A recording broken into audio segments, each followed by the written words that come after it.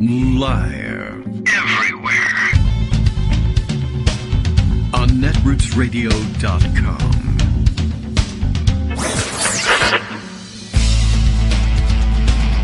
David Waldman. Kagro. In the morning. Now, here's David Waldman. Hey, good morning, everybody. How you doing? It's Thursday, July 6th, 2023. You know what that means. It's time for me to say that it's time for another show. All right, and it is. So we get ourselves set and ready to roll here. Much in the news to cover. Much that we had to ignore yesterday in order to delve into the weird shooting situation in Las Vegas. But, one of those weedy dives that we like to do from time to time. I think it'll serve us well, and you'll probably run into the other side of the Las Vegas story out there somewhere in social media land, and you'll be able to untell it now, as it is often told by the other weirdos out there in the world. All right, and you may be able to tell it in a new place, apparently. Lots of buzz happening about Threads, about which I know next to nothing other than what I've read briefly in the news, that Facebook essentially has invented its own Twitter knockoff, which I guess they've now created space for in the market by ruining the actual Twitter. And I don't know. It doesn't appear. I don't know.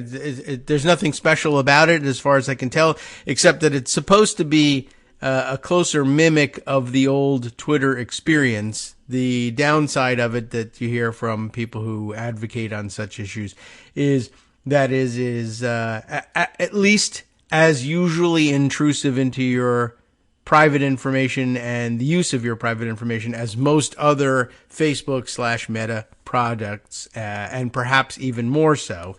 So, and of course, naturally, the complaint in Mastodon circles is, why are you going back to that model where they just harvest information off of you in exchange for what?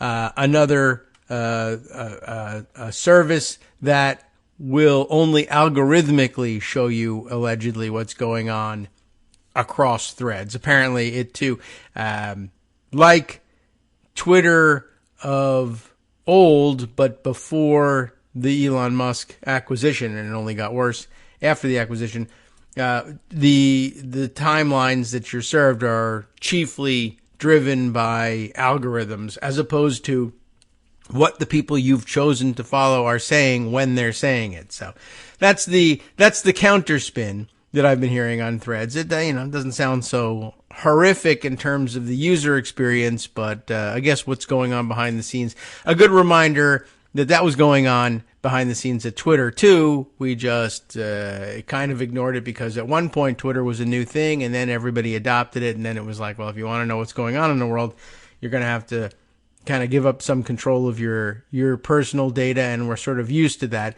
But it is a valid question to ask, why start all over again with yet another one? And why the idea of, I have seen somebody suggest, Meta, what is now Meta, brings out Facebook. Everybody says, sure, everybody's going to Facebook. Fine, what the heck, I'll give up the autonomy over my information.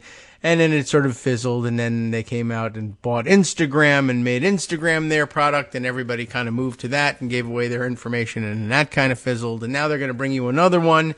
It is also named something other than Facebook is stealing your information, and so on and so on and so on. So there you go.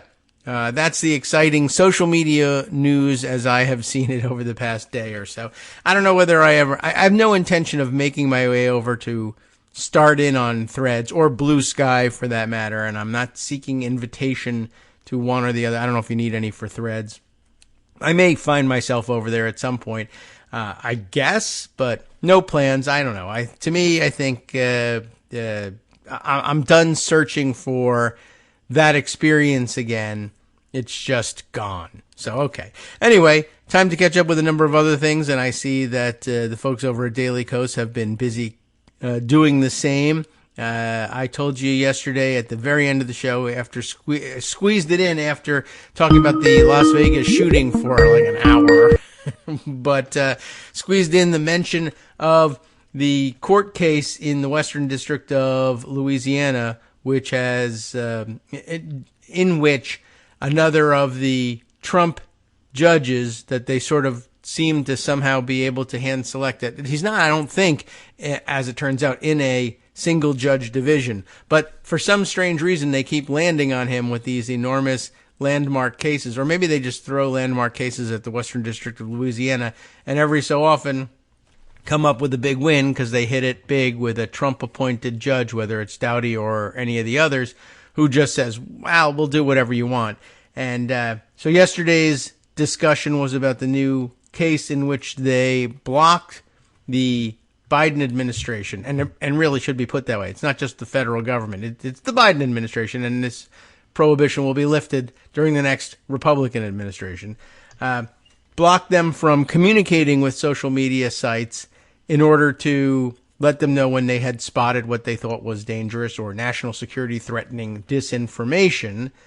And even though none of it was necessarily coercive and they made no showing that any of the interaction was coercive, he just felt, for the good of America, it's best if we just blanket ban the federal government from talking to anybody about anything, and we'll just see how it goes from there. So lots of widespread reaction to that ridiculous ruling, both at Daily Kos and around the news-osphere. And that's why we have Greg Dworkin here. He, denizen of the news-osphere, has been diligently collecting notes on what the hell is going on out there. Good morning, Greg. Hey, good morning. Hey. So, Threads. Let's talk about Threads a little bit. All right. I know almost nothing about it. Hopefully you know I more. signed up for it last night. I'm not on Blue Sky because that's still by invitation only. So and as somebody on Twitter pointed out, none of them are really Twitter substitutes, and Twitter itself sucks now. So, it's never going to be the way it was, and that's just the way it is. Will have to come. If you go to Blue Sky, they said, it's like having a party with the elite drunk literati, and nobody else. It might be fun. I don't know. And that's because normal people can't get on for a conversation. Oh well, Threads is weird because you have to sign up for Instagram before you can get Threads, and the way that they constructed it is you're better off, and it's much easier to sign up on your iPhone than it is on your desktop. Oh. If you try to sign on your desktop, you get a message saying, this looks like a proxy. Sign up on your original device. And they consider your original device to be your handheld phone. I guess Instagram would. Well, yeah, I mean, I guess their roots in Instagram are take pictures of things you're out there doing. Sure, don't do it with your laptop. Not everybody lives that way. Oh, well. And it's like, there's something wrong with their computer. We think it's phony.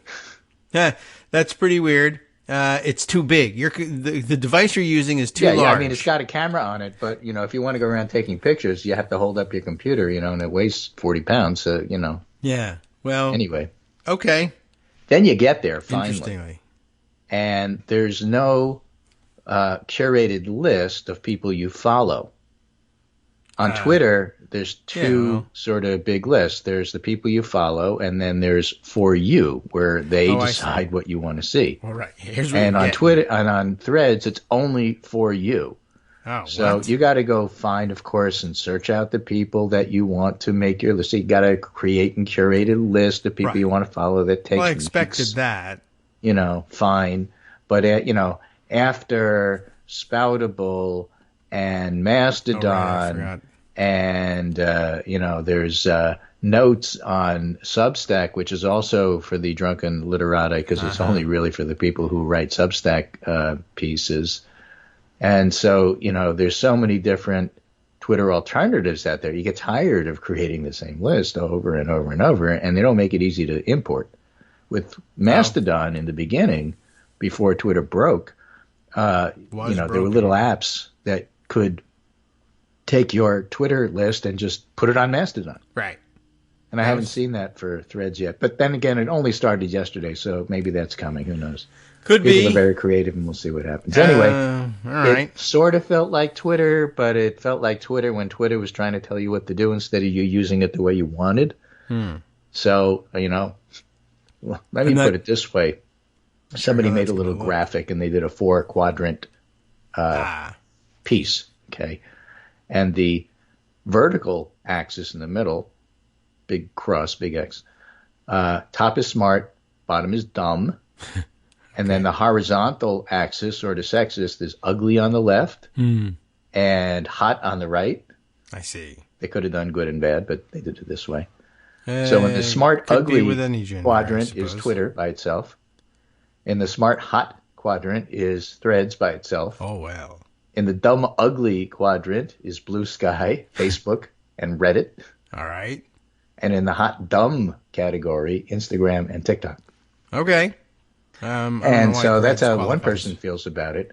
Now, I didn't want to sign up for Instagram to get onto Threads, and I didn't want to give them my personal information, and that's why I got off Facebook in the first place. So I don't know how much I'm really going to use Threads. But since last night, a lot of the people I follow on Twitter said, I'm going over to Threads, and I'm considering leaving here, although I haven't done it yet. Yeah, right. I know. You know, there's a lot of I haven't done it yet. I've stopped believing and Ben people Collins are leaving. Said, I'm getting sick and tired of like rewriting a post 5 times for 5 different sites. I haven't even mentioned Post. That's another one. Right. That didn't That is really a complete fly. ghost town. Yes. Well, like a lot of the knockoff things, usually when you see this thing happening on the right, when Republicans say, we're going to build a Republican version of something, and it, for 10 minutes it's in the news and then it's gone. So, yeah, that doesn't surprise me that a few of them will stagnate. Right. And then, of course, the lawsuits and the business ramifications of this. You go on your desktop and you go on Google. I do? You were telling me to do this? No, I'm just saying this is what happened when I did it. Sounded like and you Google Threads. Yeah. And the first thing that pops up is Threads with a big splash page that says, this is Threads, a Slack alternative, not Threads for social media. Oh, huh. Okay, not that one. Maybe I'll do it different. Let me do Threads Meta. And, Meta Threads is a leading lifestyle gaming apparel brand. And so I can't even find the site this morning. Wow. I didn't bookmark it yesterday. I did on my phone. Who would have thought you would need to? They're all making you use it on your phone. It's really almost impossible to use on the desktop. It's just so dumb. Yeah, it'll make it difficult. Even if I wanted to adopt it, if everybody we knew, say, moved there, and I wanted to monitor it for communications during the show, how would I do it? My phone is busy. You can't be monitoring screens and phones and other. Yeah, all right. Well, they weren't thinking unless you do it for a me, living. So I turned to The Guardian, our friends overseas. And they had a little piece this morning. Meta has launched Threads, a new text-based app to rival Twitter. The move is a bold attempt to lure users away from its floundering competitor with a near clone of the platform. Now, one of the things that Threads can do, of course, is undercut the price for advertising. And, of course, use their Instagram and Facebook clout to drive people there. Yeah. And so Elon Musk basically took something that was functional and broke it. Sure. And now he's doing his best to break it even more. And then people said, you know what? We can eat his lunch. Let's just steal his advertising. So, it's just it'll be interesting to see what happens now. He can go 2 ways, 3 ways. He can keep breaking it. He can sell the thing, or he can try to fix it and make it work. And, I'm betting on number 2. But we'll see. The Guardian tested out the new social network on Wednesday, minutes after its widely hyped launch. Would it fail to impress, or does it spell trouble for Musk? The debut revealed an easy-to-use, intuitive user experience that easily integrates with Instagram. Well, I don't use Instagram, but it was easy to use. It does feel like Twitter. Yeah. I started by searching Threads in the App Store, scrolled through some small apps, unfortunately also named Threads, RIP to them, and clicked on Threads by Meta. The app asked me to connect my Instagram account, and I switched over from my personal to my professional page. And, I didn't have an Instagram account. I had to create an Instagram account in order to sign up for Threads. Threads can only be accessed by integrating an existing Instagram username to sign up, meaning if you don't have an account, you have to get one. I was left wondering if I should make a separate Threads account based on my personal Instagram page, but that's a question for another time. And then opening the app reveals buttons to like, repost, reply to, quote a thread, counters showing the number of likes and replies. Very, very similar. Posts are limited to 500 characters. Using Threads felt like a fever dream in which Twitter and Instagram had a usable child. Okay. The feed was slick, easy to read, though for now it was populated largely with accounts I didn't follow or care about. unlike Twitter, Threads does not seem to use hashtags. It doesn't, by the way, have DMs. So downside is you don't have hashtags. You can't create, Insta groups that everybody can laugh at and follow and amuse themselves with. It doesn't have DMs, so you can't talk to people and have a conversation about some of the experts you find to ask them specific questions that are too pointed and narrow for general audience. You can do that on Twitter. Yes. And, of course, you and I chat on Twitter about, what are we going to do for the show tomorrow and that sort of thing. Can't do that on Threads because it doesn't have a DM. Okay. Right? Mastodon has a DM, but it's sort of awkward because you can't always tell whether you're talking privately or publicly. You have to pay close attention. Yes. So, I'm not happy with any of them yet. So, is it better than Twitter? Well, it feels like it, but with Twitter getting clunkier and progressively less usable, opening an app and actually being able to see and engage with content smoothly felt like a breath of fresh air, they said. As a tech writer who's reported extensively on the privacy concerns, the company's shameless copying of competitors' apps, and tech's growing unchecked power, it pains me to say I actually enjoyed it. I already use WhatsApp and Instagram, and I have a nearly dormant but still existent Facebook account, she wrote, the particular author here. Okay. Do I really want to share more of my data with one of the largest tech companies in the world? Yeah. Now, Threads offers the unsettling experience of integrating almost too well into existing products, and there are longstanding privacy issues, and because of these issues, Threads is not yet available in the European Union. So all the people I follow from overseas won't be on Threads because Threads won't be there. Okay. Because Europe says, you got privacy issues, not happening. Oh, that may be something that... So I'm just throwing all these things out there. Interesting. Yeah, it's maybe hot and smart, but it's lacking features that it needs, like DMs and Europe. Yeah. I understand a fairly major continent as population and it has major news content, generation, but not major continent. Yes. They kind of screwed that up when they were doing the description of the app. Yeah. Well, okay. That seems an even-handed roundup of what's happening Threads-wise, and we'll see whether I give it a shot or not. At this point, I'm sort of waiting for... I just now want people to just settle on one, and I'll go there. Right. I'll give it a few days. Post was like this in the beginning compared to Blue Sky. When Post first came out, you needed an invitation in order to join, which took forever. And I'm still waiting for my Blue Sky one. Oh, yeah, With Threads, it opened, you can get on. That is such a huge plus. Yeah. The elitism of, you can only come on if we invite you, and then we're not inviting you. And then when we eventually invite you, we're just sending you the message that you don't count anyway. Mm-hmm. Well, F them. Yeah, all right. I mean, that does sound like... I'm sure that in the strategy discussion, it sounded like, people, if we actually make the invitations relatively easy to pass out, then they become easier to come by. But we Google did this when they first started. Do you want an invite to Google? Gmail. Right, yeah, Gmail? I remember that. They did that. And I think that's the model they had in mind. Everybody had one. Yeah. And then they said, well, we'll make it a little bit more exclusive. And, if you tweak it just a little too much, it becomes annoying and nobody wants to be a part of it. Yeah, it's been a month and I haven't heard from them, so screw them. Yeah. Yeah. I haven't asked, but I also have seen a lot of people who have asked waiting. So, never mind. I won't ask. I don't know. Yeah, I don't know if I care. But Threads again, came out with and Threads, kill them the by lack the time of they Europe, send this. and to me, especially the lack of DMs, simply because that's the way I use Twitter. Yeah, well, it's a big turnoff. That'll be a problem. So In it'll the be background interesting to see whether. But that's besides the point. I'll be interested to see whether. I hated Europe, AT&T, but I used the phone because it was a functional device. Yeah. I'll be interested to see whether Europe is able to pressure them to change their practices so they can include Europe, or whether, I don't know, somehow, I don't know how you succeed without Europe. I don't really envision that happening, or Europe gives up and says, this thing is just too hot and everybody in Europe wants in for some reason. So, I don't know. You'll be interested to see what happens, or root for a huge flop. That would be fun, too. Right.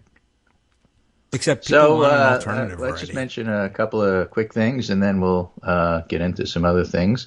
You mentioned the federal judge shopping experience of trying to silence Biden alone. Yes. Which none of the legal eagles really think will stand up. It's just too ridiculous. Yeah, it's already, they've given word that they'll be appealing, not unexpected. Richard Stengel, who has extensive media and political ties, says this is reverse prior restraint. Judge, Yes. preventing the government from speaking about speech to platforms. In our system, the government's allowed to speak. The private entities are allowed to ignore them. That's free speech. This isn't. Yeah, I mean, it's like one of those, I don't know, the thing I thought of was the way conservatives think of religious freedom. They need to be free to impose their religion on other people, and they say this is religious freedom because my religion demands evangelism. And it's like, well, to me, of course, the thing that's sprung to mind right away, given my age, is the Pentagon Papers. Prior restraint. We want the Washington Post and New York Times to not publish this thing they haven't published yet. Right. Because the implications are, well, you can't stop us. You complain about it after. Yes. You I can't prior restraint. You don't even know what we're going to write. That's true. I understand the need to keep certain things classified, and I suppose you could say certain facts can't be published. Yeah, but some things are overclassified. Yes, absolutely. And besides, it's not our fault somebody gave it to us. Go look for the guy who gave it. Right. You don't know who it is. His name is Daniel Ellsberg, but you don't know that. Right. And this one is you just go find out on your own. And upside down, and that you can't even suggest to someone that they might, under their own terms of service, want to restrain this on a non-governmental level. Not level. obligated to listen to Biden if Biden happens to do that. But the lawyers brought up many instances of the government contacting the companies, the private companies, and saying this is a national security issue. And we are pointing out to you, as you pointed out to us, that this is against your own terms of service. That's all we're saying. Yeah. And the idea that you're not allowed to do that because why is complete and total partisanship, which is going to be part of the theme of some of the things I go over now. Yes. For example, this is a piece from the Orlando Weekly. And I mentioned the fact that the bettors that predicted were saying that Gavin Newsom has a better chance of becoming president than Ron DeSantis. We mentioned that yesterday. Yeah. Well, this is one example why. This is the Orlando Weekly. Yeah. And here is the headline. This is a death sentence for me. Florida Republican women say they will switch parties after DeSantis approves an alimony law change. My fear is that they can take you back to court and I don't have the money for an attorney. Governor Ron DeSantis on Friday signed a measure that will overhaul the state's alimony laws after 3 vetoes of similar bills. The measure includes doing away with what is known as permanent alimony. Once you get it, you keep getting it. And the the group who is protesting call themselves the First Wives Advocacy Group. Okay. I guess, I don't know. Is there a group called the Trophy Wives Advocacy Group that is not taking the other side? I don't know. But a coalition of mostly older women who receive permanent alimony who assert that their lives will be upended without the payments. Well, I'm sure. My point here is that there's no reason for DeSantis to do this. It's a dumb move, and it's going to alienate older women who you would think he'd want to have vote for him. You'd think he'd recognize them as a potential Republican, group, demographic. Yeah. But he's doing this because he's running for president, and so he wants to prove how far to the right he is. And every time he does that, he alienates more people, not just in Florida, but around the country. Well, people don't like people who are that far to the right. Well, people don't like Ron DeSantis, and this doesn't help. You're supposed to overcome your dislike of Ron DeSantis by saying yes, but his policies. Well, we all know how that goes. You got to do politics in order to get policy done. People aren't going to vote for you on policy. They never do. That's mostly true. Yeah, the DeSantis. Well, what can I tell you? That you haven't already told us. He's a wacko. My guess here, by the way, is that he's trading the approval of older Republican women who might be older women who might be conservative and might be Republican voters but I think he's trading it for the much more solidly Republican demographic of men's rights advocates. That Yes. stupid, weirdo ideology. It's just angry men who don't want to pay alimony. The coalition of used car, dealership owners. Right. Yeah. Basically, they don't want to pay their alimony anymore. They have new wives and they want to spend their money on them, or they traded my car, traded my wife. Right. This is what we do. You can't tell me I can't do that. It's going to cost me money, And, but they're he's much saving me more, money. I'm all for him. I'll donate to his campaign. They're more rabidly right wing and reliably Republican voters. Those men. So he's trading for them. Women vote, Republicans always assume they won't, and that's how come they didn't see the Dobbs reaction coming, and that's how come they thought there was going to be a red wave when there wasn't. I'm just saying, here's an example of like complete and total partisanship, which doesn't necessarily make sense. Somebody in his campaign thought it did. He's going to find out the hard way it really doesn't. Yeah. There's a number of such stories, too. I just saw another one today that made me think of comments that you've made in the past, that he was running some, really hard-edged anti-immigrant campaign ideas by people and then campaign commercials. And I was like, oh, he's doing the Ed Gillespie thing. He wants to be Ed Gillespie. Why? Ed Gillespie lost. What's wrong with you? Exactly. So Ed Gillespie lost, that sort of the thing. But that definitely came this from is a fun story because the opposite happened in Wisconsin on the Democratic side. And I'll tell you about that after the break, but it's a really funny Tony Evers story. Okay, great. I love having 2 minutes of anticipation of Tony Evers stories. So it's a rare opportunity. We have one now. Mark your calendars, and we'll be back with that one. And I have another thing in pocket. I'll have to come back to Ron DeSantis, whether that's on my own at 10 o'clock or later on in the conversation. Stay tuned and find out next. Hi, everybody. It's me, David Waldman. Yes, the same guy who interrupts you all the time. Interrupting you one more time just to tell you again, another reminder that your contributions are what keep this show on the air, and Patreon.com, Patreon.com, is still among the easiest ways to make the sustaining subscription donations that keep us afloat. Are you ready for the pep talk about how our Patreon campaign is still going strong and growing? Well, too bad. Yeah, the plain fact is we actually are headed in the wrong direction, and whereas we once had about 175 monthly patrons, we're now actually down below 150. Time to recruit some more. Not exactly the kind of news I wanted to share, but there it is. For those of you in a position to support the show, Patreon.com does make it easy to make those secure, recurring monthly contributions to do so. Patreon.com/KagroX gets you straight to our donation page. We've been through a lot together. The worst of the pandemic, we hope. The worst of the insurrection, we hope. So go ahead and treat yourself. You don't need an excuse. Give yourself the gift of a little something you enjoy in life. Support the show. And of course, if you happen to prefer using PayPal or even the Square Cash app, we're up and running on those options too. So thanks again, everyone, for all your support. We couldn't, or at least shouldn't, do it without you. Hope you'll be on board soon too. Thanks for all your support. All right, welcome back now to the Kagro in the Morning Show here on Netroots Radio. Greg Dworkin still trying to find threads by using Google, which is amazing. I wonder if that's a thing, or I wonder if Google was like, "Oh, Meta is doing this thing. Let's just not list it." But apparently, it's a huge issue. Every time you Google, you come up with some other thing that's also named Threads. I don't think the trademark lawyers did their job very well over at Meta, but they might just think we're Meta. We'll just win any trademark case. So I don't know. Yeah. Well, sometimes that works and sometimes that doesn't. People may not remember this, but I remember this. But years ago, decades ago, the Washington Post had a column about politics called Talking Points. Yes. And the young reporter who ran the column was a fellow named Perry Bacon Jr. We know him. We know him. He's very good, but that's where he first came to my attention. Okay. And when Josh Marshall launched Talking Points Memo, Washington Post sued him for copyright infringement. Oh, that's dumb. Marshall won.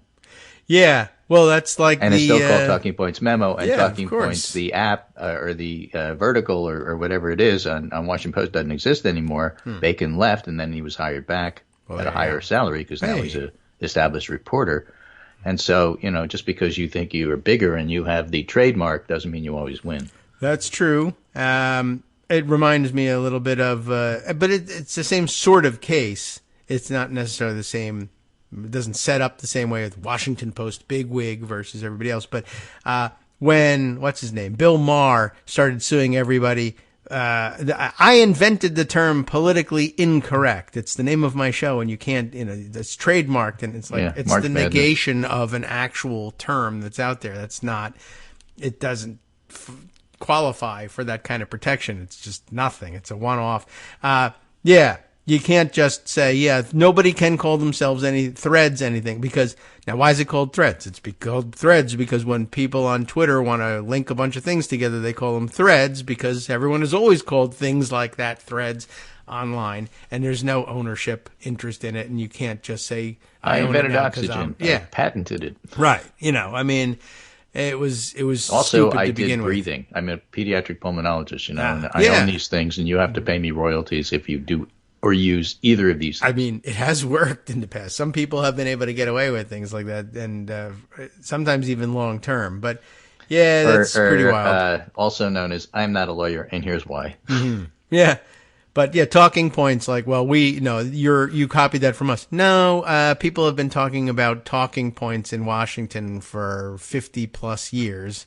As we say in Brooklyn, forever. Yeah, there you go. So, I mean, whatever. Okay, so that's a good story, though. And another good story about Tony Evers. But this is why you usually end up with things being named, wild, out of the blue, dumb names. Meta. Right, so that you don't end up stealing it from anybody. Well, no one was dumb enough to name their thing, I don't know, Amazon, right? Sure, let's do that. Well, what about the metaverse? Right. Meta didn't solve any problems for them. That was also stupid. In science fiction, multiverse was there for like years and years and years. So we call it metaverse, and now we can own it. Okay. So Tony Evers. Evers. In Milwaukee, in Wisconsin. Evers Chance, yes. In Wisconsin, the governors have what's called a line item veto. Oh, well, lucky So them. if they get a budget, for example, and they don't like a specific thing, they can strike an individual line. Right. Presidents have been asking for that. Congress, of course, will not give it to them. Right. And one of the reasons is it takes the politics out of a thing, and politicians hate taking the politics out of a thing. Yes, the Constitution wouldn't give it to them. Congress tried once or twice, and it didn't work very well. Well, give an example is the debt ceiling. Okay. Right? The debt ceiling isn't in the Constitution per se. I mean, it sort of should be or could be in a way that if you read it properly, the U.S. shall pay their debt, et cetera, et cetera. But other than that, the Republicans want to hold the government hostage, and so they're not going to get rid of the debt limit because they like it. It's politics. Yes. Imagine if Joe Biden, with the stroke of a pen, could say, okay, we're not doing that. Yeah, a lot of people on the left thought there was like all sorts of schemes he could use to do it, but in reality, not so clear. Yeah. Well, we're talking state level here. You can do that. Yes. So imagine with the debt limit crisis, except state level, and Republicans and Democrats have been feuding over paying for public school for years and years and years. Like every year it comes up and it's a big fight. And guess who's on which side? Democrats want to pay for public education, and Republicans don't. They like charter schools, and they like to pay for stuff like that. Right. They're coming in to say, we want to teach kids to play the harp and sound like computers. Right, exactly. So Tony Evers, as governor, has veto power. Yes. And he happens, and this is part of the story, he happens to be a former public school educator. Okay? So there's a new state budget out. And the district state-imposed limits on how much revenue they're allowed to raise will be increased by $325 per student every year. Or this year, anyway. Okay. Because the original bill said you're allowed to increase student expenditures by $325 per student in 2024-25. Okay. Okay? So in 2024 through 25, in that school year, you can increase $325 per student each year. All right. And Evers said, I'm sick and tired of fighting over this. I'm going to fix it. So he eliminated the zero and the hyphen. Now the bill says that you're going to increase $325 per student through 24-25 for the next 400 years. Okay. Is this a great story? He did it. Wow. And wow. he said, eat this, Republicans. I am sick and tired of feuding over this. You are a pain in the butt. I am permanently fixing this, at least in your lifetime. Man, I mean, all right. So line item veto is not the item, but individual characters. He did like a word number character veto. Wow. And it doesn't say you could do Roman numerals. Oh, that can't work. Evers crafted the 4th-century school aid extension by striking a hyphen and a 20 from a reference to the 2024-25 school year. This is the highest single-year increase in revenue limits in state history. Well, it's one of more than 4 dozen the Democratic governor made to reshape the $99 billion two-year state budget Republicans passed last week, including the majority of the centerpiece of Republican lawmakers' budget plan, which was vetoed, a $3.5 billion tax cut. I mean, that sounds like something you would think was hilarious while you were drinking or something. But, I think it's hysterical. Talk about process. Yeah, I mean, but it's in the rules. You could do this. I'm honestly, I mean, why hasn't anybody done this with, the law is a prohibition on something that you shall Democrats not. Don't do this. And then strike not. Do this, but Democrats don't. Well, this Democrat doesn't.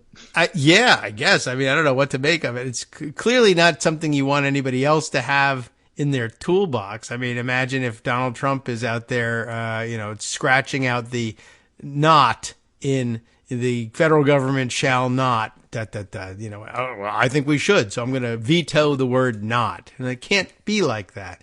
But it's funny. I think he knows what the outcome is going to be, but all right. Boy, is he making a point. Yeah. Evers said last year that he wouldn't sign a budget that included tax relief for wealthy residents, so the GOP crafted the budget in a way that it would allow him to veto the changes to the top bracket to ensure the rest of the budget would pass. All right. So they passed it. And then he did this. Boy, he really wants them to go back to work on that thing. Right. Okay.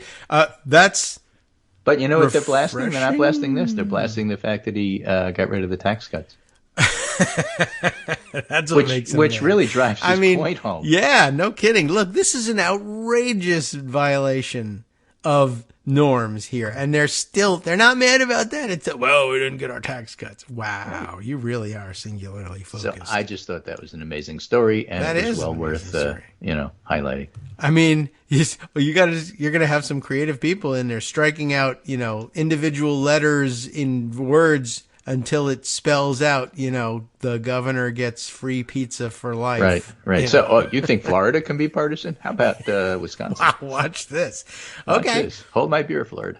Well, that is something. And it makes a point about a reminder some damn thing. That some Republicans are still running for president for whatever reason. Well, stop. Mike Pence was in Iowa. And by the way, Iowa is one of those incredibly partisan states. Iowa is now trying to catch up with Florida and Texas about doing stupid things just for the sake of partisanship. And again, as with Evers, a reminder, it doesn't really matter how balanced the state is, or, you don't have to have a Wyoming or an Idaho or in North Dakota to pass bizarre stuff. Sometimes it's in states that are, a little bit closer balanced between Democrats and Republicans. So Iowa is trying to get rid of all abortions.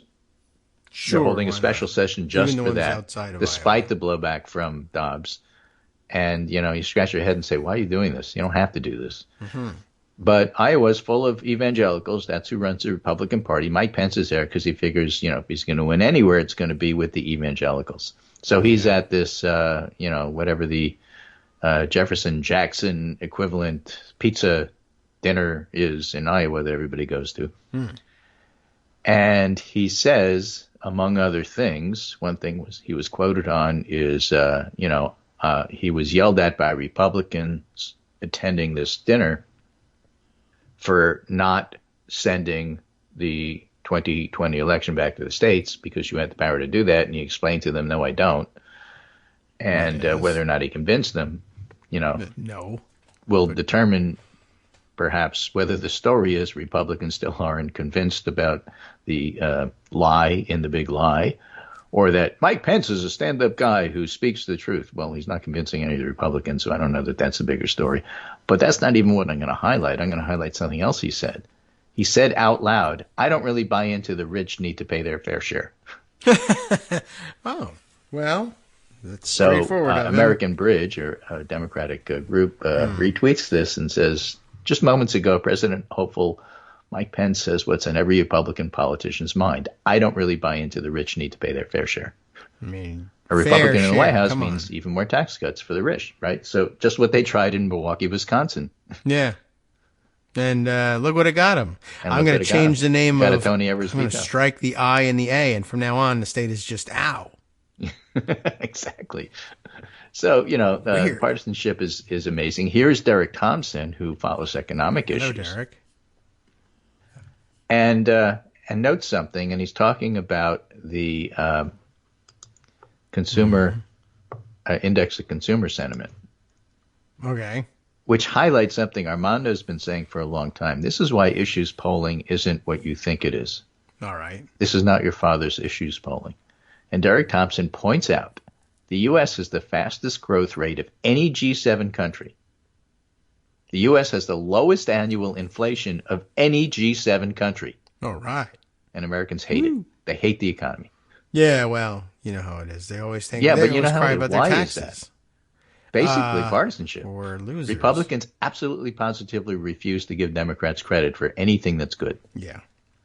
And so if that's the case, what use is the consumer sentiment? It doesn't tell you about whether or not they're going to spend money. They are. I see. It's a useless what else are you gonna do measurement now. It used to be useful. It's no longer useful. Yeah, that's an interesting point. Sure. Right? If you look at the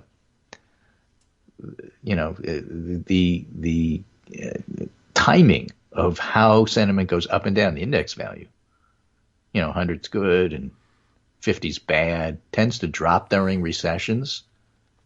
Yeah. Tends to go up during good times. But that stopped being true in 2020. Yeah. Once 2020 came and Republicans were sold on the idea that this is a stolen election, they will give absolutely no credit to this illegitimate government. Yeah, and well, so actually, the negative consumer sentiment is completely divorced from whether or not there's an actual recession. Yeah. Therefore, the index is now useless, and it's all partisanship. And again, Armando argues that's true for all issues polling, so you can't look at anything. What's the state of the country? How do you feel about how the country is? Well, I hate it. Well, that's bad for the president, right? Well, half of it is he won't go far enough. Yeah. And the other half is he went too far. That's so true. what use is it to measure anything? Because everybody hates it. I guess it's always been somewhat questionable, and now it's even more clearly. true. Yeah, that's an interesting point all around.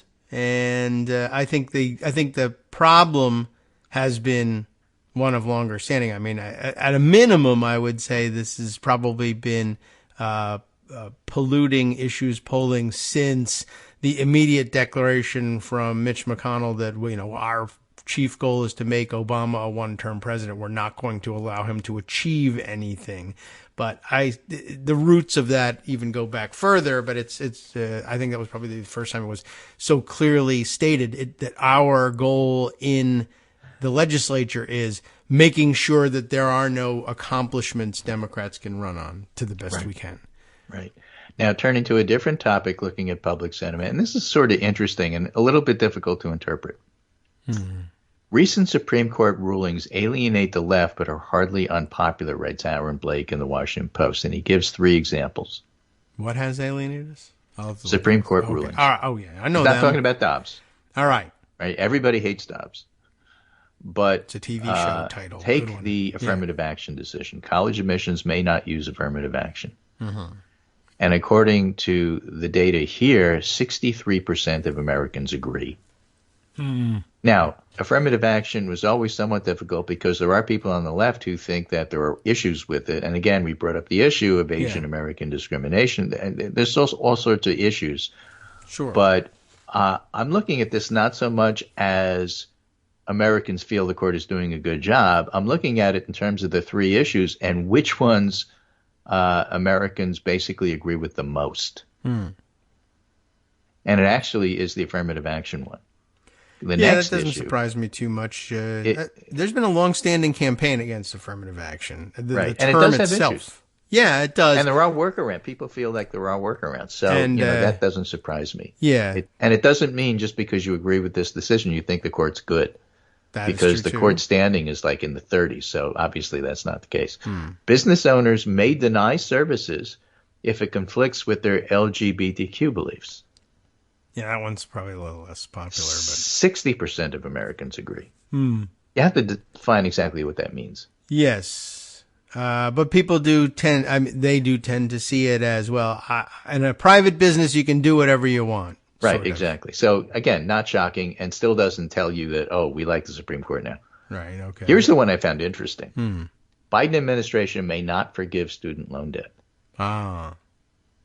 Percentage who agree with that? 44. Way lower than LGBTQ and college admissions. And I'm surprised by that. I didn't think it would be lower than 50%. And I didn't think it would be so different than the other two, but it is. I don't know if I would have guessed necessarily, but it does make a certain amount of sense. I mean, there are Republican people who are paying a huge amount of student debt. Yeah, but there's this whole campaign about, why should I, who don't have children, pay for schools in our town? Yeah. You see that all the time. True.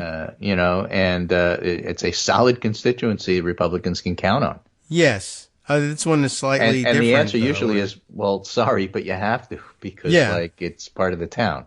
Well, right. But even here with this one, it's harder to make the connection as directly. Why should I pay for kids to go to school? Okay, but you're not in this case actually paying. In fact, they're not even paying for them to go to school. Well, if the government forgives them, then isn't that coming out of my pocket? No, it isn't. It's not coming out of anybody's pocket. It's forgiven and it's gone. And why should I pay for Florida flood insurance?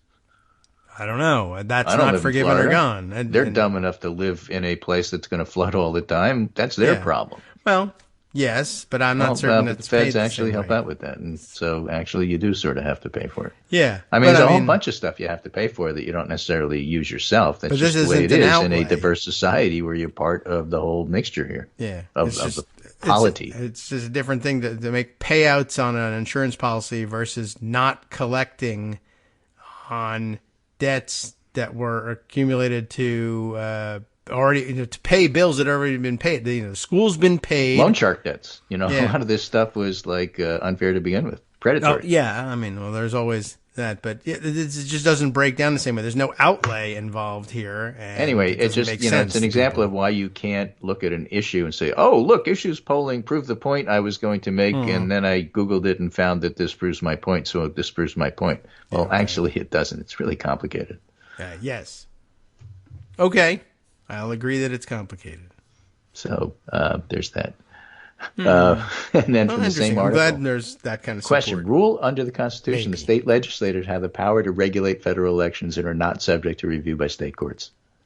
Oh, the independent state legislature theory. Yeah. What do you think people feel about that? I mostly probably had never heard of it and don't care very much. Most of them said, I have no freaking clue. What the hell are you talking about? All right. 69%.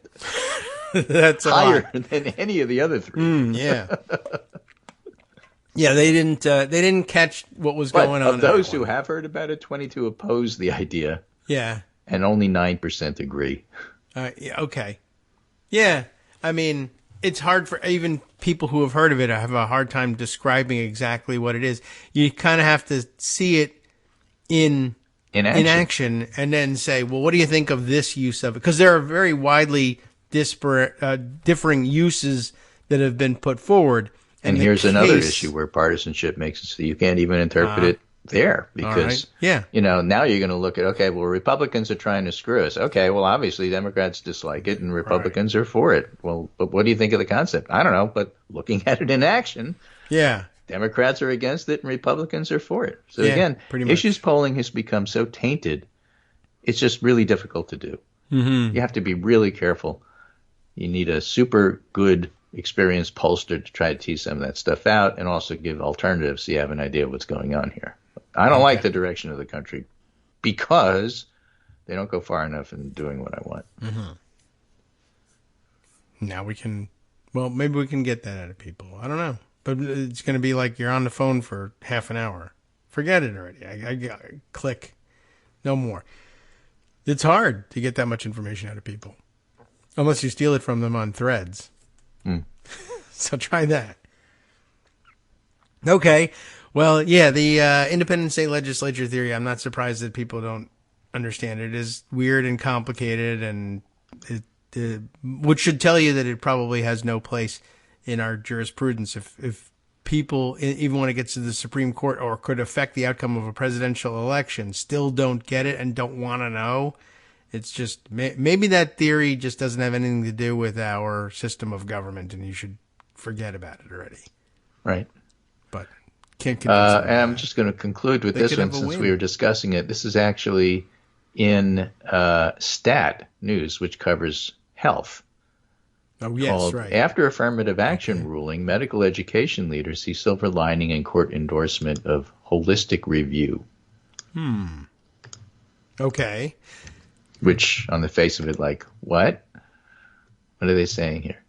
But I can't really give you the whole article because it's behind a paywall. Okay.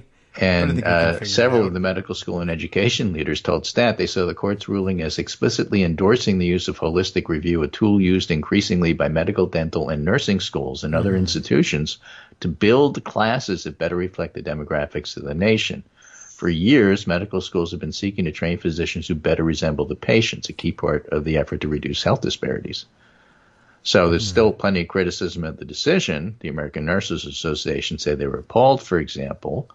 But if these medical schools, for example, make an effort to recruit older individuals, not just right out of college, for example, then they may work to their advantage. And it's one of the many reasons why affirmative action issues, as it percolates and reverberates through the education system, is a complex issue that has a lot of different ways that one can not only get around it, but use it to your advantage. Yeah.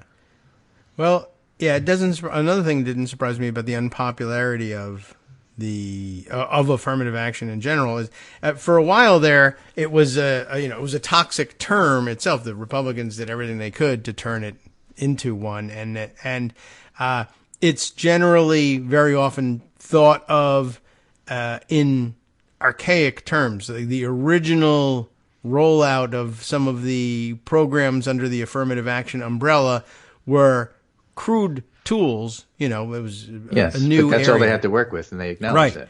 And they have mostly since either been struck down by courts or simply refined into something else.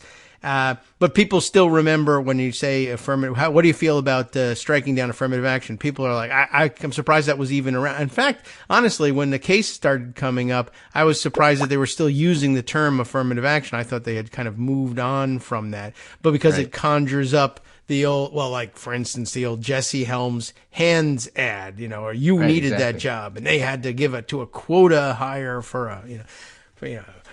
one of those people. That was the whole implication. And the idea of quotas, sometimes you read it and you see somebody refer to Afro-Americans, and you think, what year is this? Right. And I thought affirmative action as a term had gone away, and then they kind of brought it back, and I wasn't sure who was bringing it back. The you're good guys Mod reclaiming Squad it, as an example of colorblind society. Yes. All right. Sure.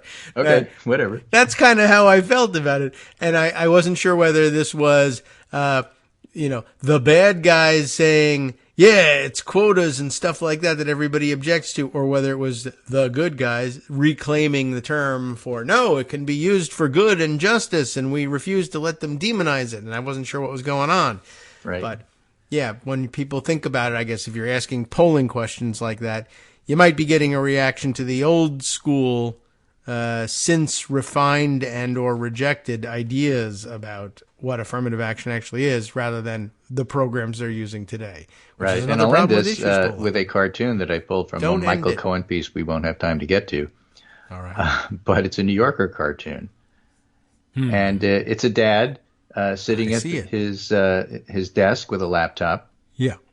And he's got what looks like a TweetDeck up. Okay. And he turns and says to his young daughter, "Not now, honey. Daddy's arguing with strangers about the sexual orientation of puppets." Right.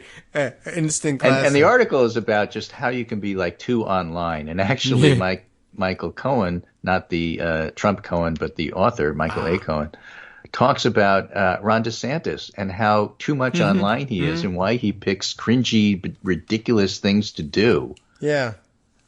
And Michael Cohen says, this gets to something that the Bulwark's Tim Miller wrote a few months ago in comparing the faltering DeSantis campaign to that of 2020 Democratic contender Elizabeth Warren.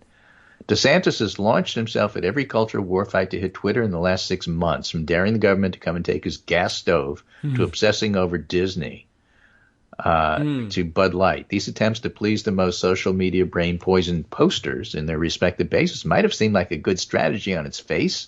It's good for engagement numbers, but the actual result, lots of praise from highly educated nerds who tweet obsessively about politics, and from everybody else, a sense that the candidate is a creature from another planet.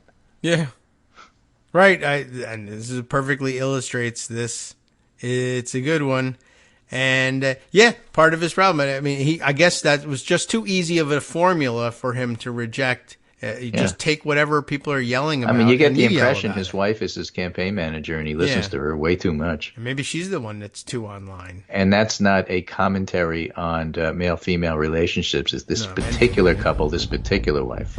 Yeah. I don't know. We just don't know all that much about her. But whoever it is that's advising him, it seems kind of obvious that they're just, I just live online. Well, Casey DeSantis, Ron DeSantis' wife, has a major hand in just about everything he does. It sort of feels a little Ginny Thomas-ish, quite honestly. And, she just wrapped up in whatever the outrage is and then gets their husband to do something about it. All right. We'll see you next week. All right, welcome back now to the Kagro in the Morning Show here on Netroots Radio. Let's see. We'll round up a couple of listener comments. I'm used to like the old school platform terminology, but listener comments that are super important. Like the Mighty OCD's review of Threads is out, and it goes like this: "It's crap." That's it.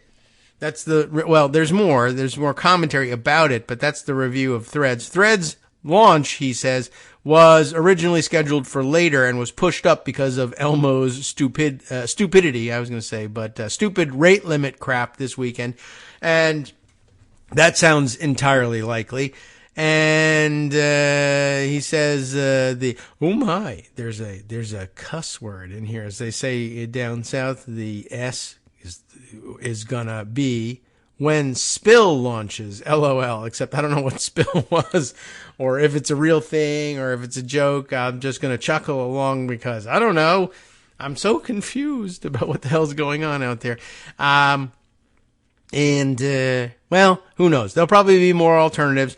The rate limit thing is definitely an issue. I actually got a text from production staff during the show that during the commute she heard on the local news radio station here, WTOP, that they had, I guess, contacted Twitter to ask them, hey, what gives with this rate limit thing? And everybody knows what we're talking about here. And if not, I don't think we've really discussed it on the show. But over the weekend, Twitter / Elon Musk announced that, everybody was going to be limited to reading 600 tweets a day, unless you were a subscriber, in which case you would be allowed to read up to 6,000 a day. And I don't know whether that's even like a feasible number to reach. I don't know if 600, I guess 600 is doable if you're just on all day. I don't know. Maybe it was happening and people started complaining. So it must be happening to people who are extremely online. Anyway, but WTOP apparently reached out for comment to Twitter, and they must have done so online, because all they got back in the answer was the poop emoji, as I understand it. If I understand the text message I got, and that must have been just it was probably just funny hearing them try and report that on the news radio. Like, how do you it's one thing to see it, but another thing to hear, the official voices of your news radio guys saying poop emoji or whatever terminology they might have used for this thing. Anyway, I also saw some interesting theories about it, and I guess they're starting to solidify, but it sounds like the rate limit thing wasn't a planned activity, perhaps so much as I think the theory was that the month was coming to an end. June was coming to an end, and it was turning over to July, and the word was that by the way, Mighty OCD says spill is actually a real thing. And Greg, you might want to join this one, because you can just go to www.spill.com to find it, unlike Threads, apparently. By the way, that Threads problem is a major, major, major issue, it seems to me. A huge oversight or huge mistake. Although they clearly want to drive you to the phone, and maybe it was intentional, but it seems like a dumb thing if you can't find it. Anyway. So back to the rate limit story. The idea was, the theory was that at the end of June, Twitter's contract with Amazon Web Services, I guess it was, had expired. And, they're the one providing all, I guess, the server capacity for the massive machine that is Twitter. And so at the end of the contract, they don't typically just boot you off the service, but if you don't renew a contract or are unable to renew a contract, refuse to renew a contract, whatever, you get charged. I guess you can still stay on the service and pay them month to month, but under certain other terms, including their ability to charge you much more or to throttle your data in some way, so that people who are locked in for long-term contracts get the preferences, and people who are paying month to month have to pay through the nose in order to keep things running. So facing an enormous bill already, and then facing even higher bills because they didn't have a new long-term agreement in place, Amazon Web Services basically drove, by pricing Twitter out of that arrangement, drove the rate limitation. And Elon announced it as if it were an innovation of his in some way, or some other method of driving people to subscribe rather than use the service for free. And it wasn't, in fact, something that he decided to do, but rather something that was essentially imposed upon him. But even worse, that Twitter, or Elon basically ordered the Twitter engineers, in order to keep our month-to-month higher rate bills low. Like, basically, what are we going to do? How will we throttle people, and how will we implement this? What we can do is, let's turn this off. And they also turned off part of their, is it API? I really don't know what I'm talking about when it comes to the technical terminology, but I think everybody's referring to the API when they say that. But they're making changes such that if you embedded tweets in a post, say at Daily Kos or any other blog or whatever, newspaper, the people are now doing it all the time.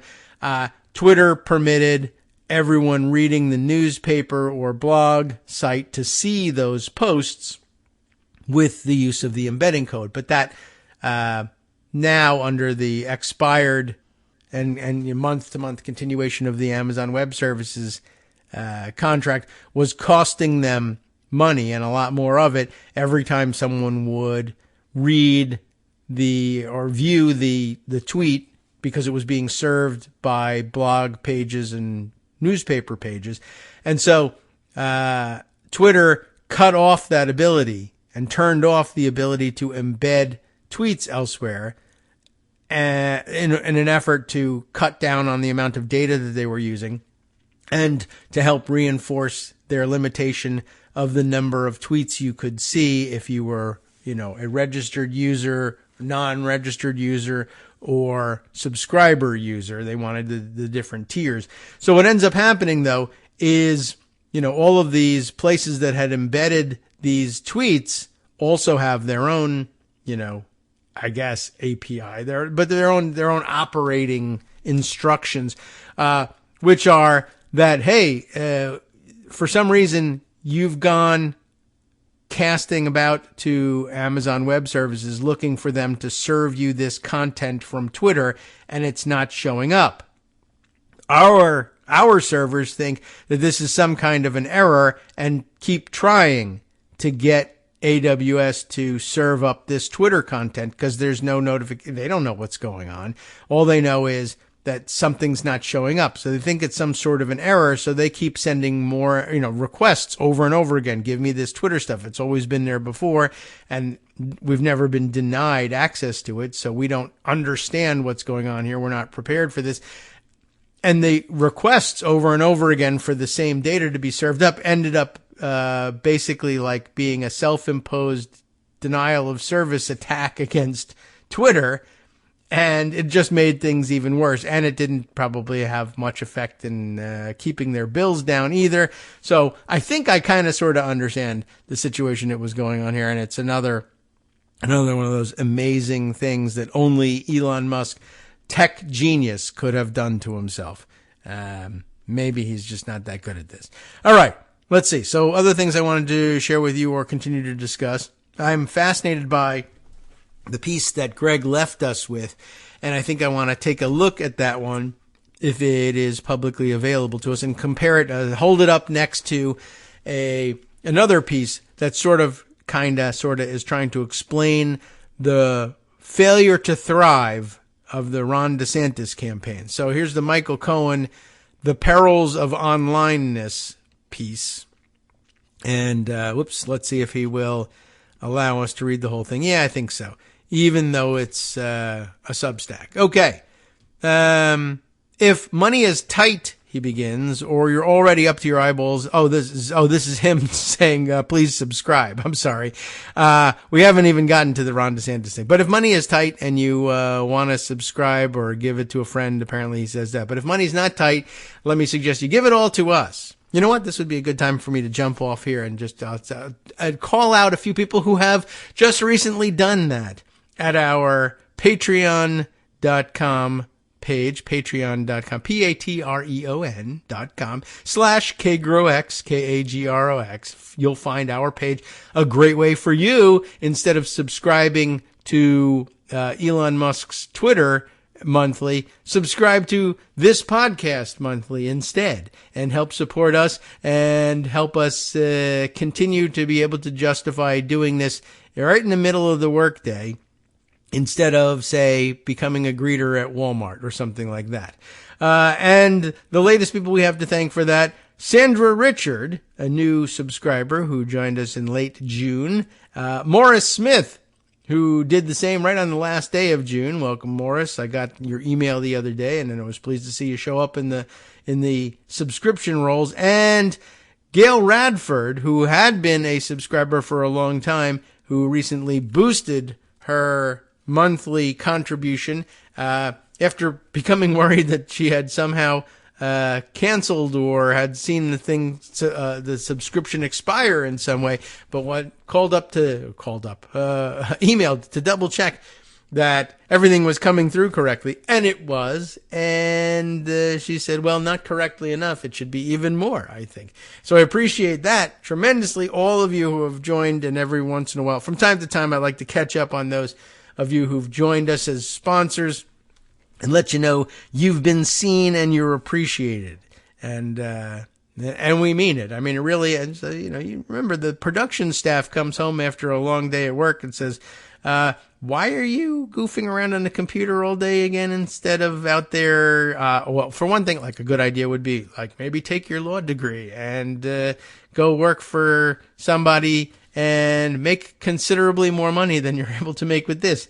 And I say, I can't take it. It's not possible. I wouldn't mentally be able to function. We have to do this. I have to be able to see cartoons from Greg Dworkin every morning, or else I'm in mental health trouble.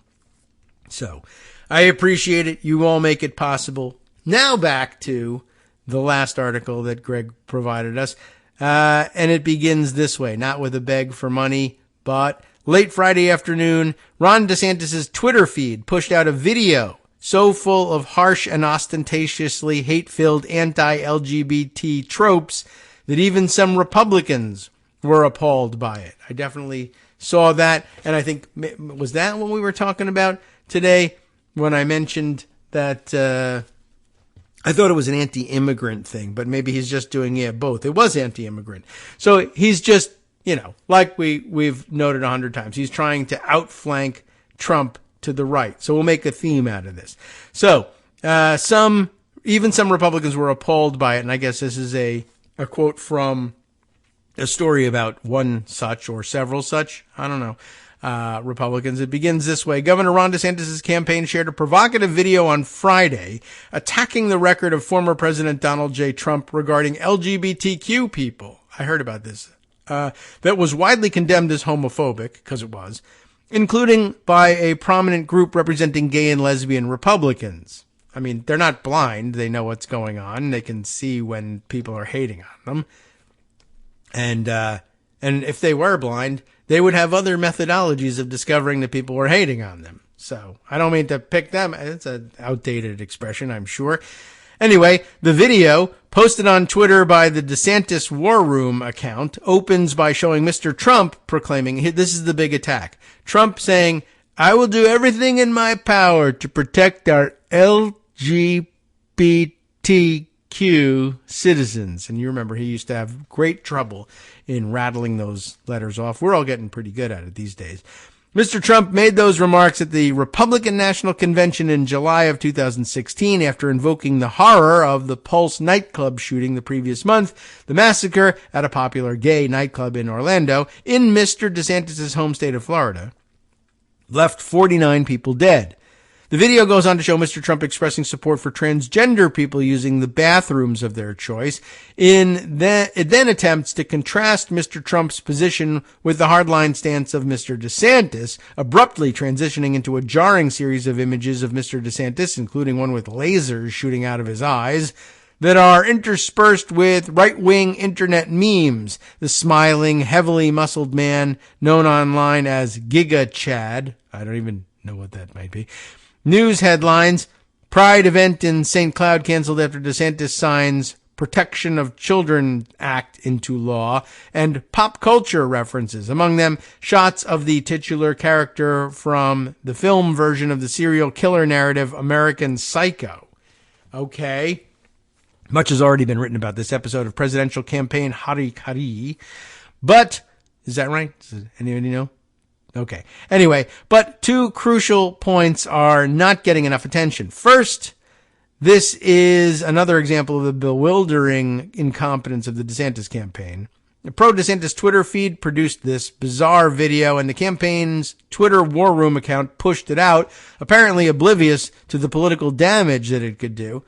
A smart presidential campaign would not have touched this video, which, as noted above, twice compares DeSantis to a serial killer and positively notes that legislation passed in Florida puts the lives of trans kids in danger with a 10-foot pole.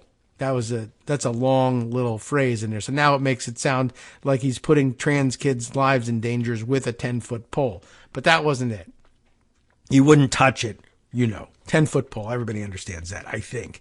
The problem, however, is more than just lousy staff. This episode is emblematic of a candidate and campaign that is terminally online and obsessively focused on the various right-wing outrages that drive social media. This gets to something that the Bulwark's Tim Miller wrote a few months ago, comparing the faltering DeSantis campaign to that of 2020 Democratic contender Elizabeth Warren. Ooh, that's interesting. DeSantis has launched himself at every culture war fight to hit Twitter in the last 6 months. Greg read us this excerpt, and it's a good one. From daring the government to come and take his gas stove, to obsessing over whether Disney characters are gay, to a ludicrous, crudité-esque, grocery store interview with conservative meme warrior Benny Johnson, in which he claimed he will never again drink Bud Light as the result of a single social media promotion featuring a trans person.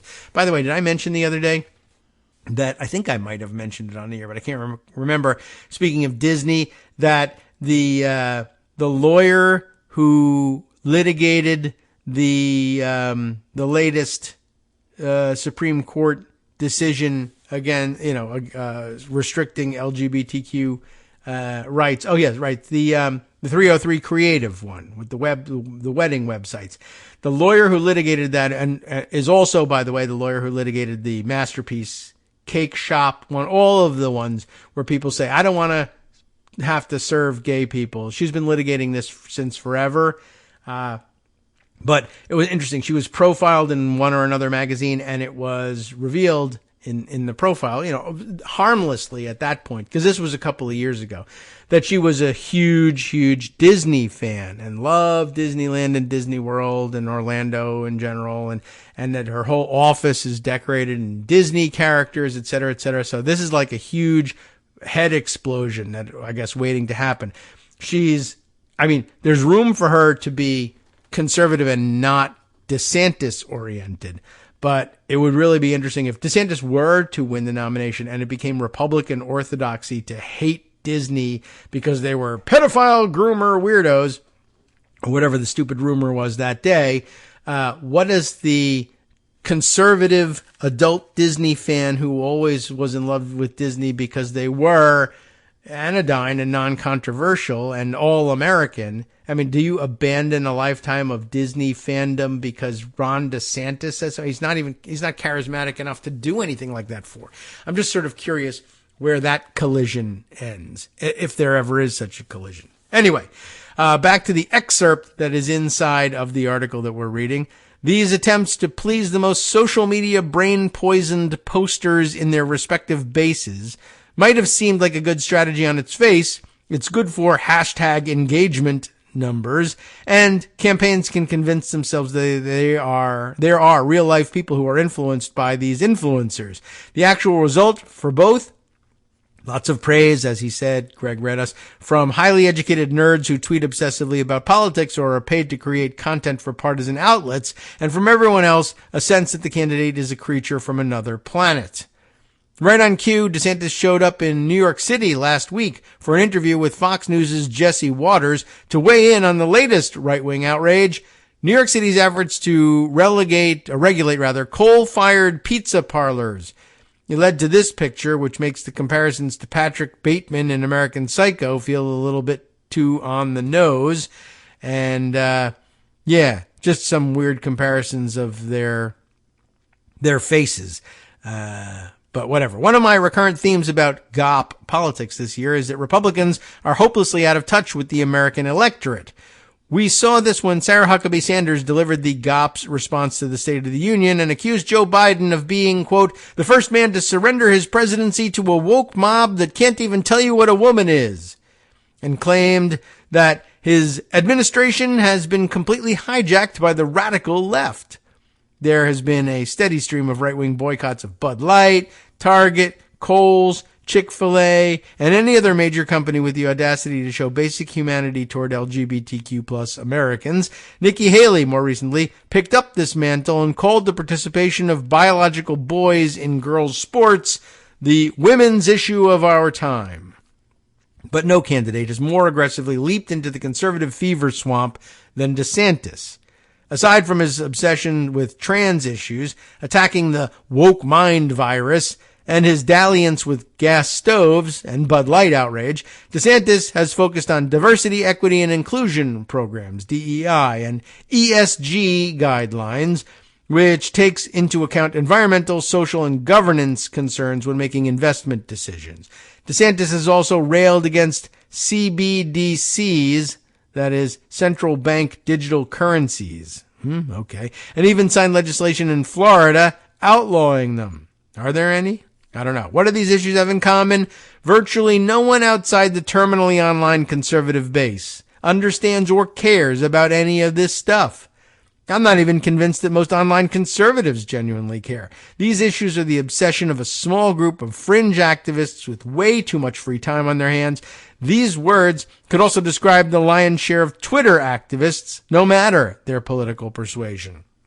Indeed, the direct parallel to DeSantis' obsessive focus on trans issues is Elizabeth Warren's self-defeating decision in 2019 to respond to online Bernie Sanders fans and lay out how she would pay for a Medicare for All healthcare bill.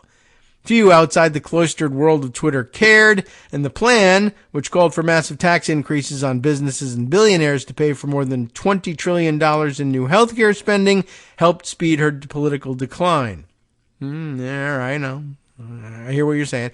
I'm not making a substantive comparison, thank you for at least saying so, between Warren and DeSantis, but rather pointing out the political peril in believing that what happens on social media truly matters in American politics.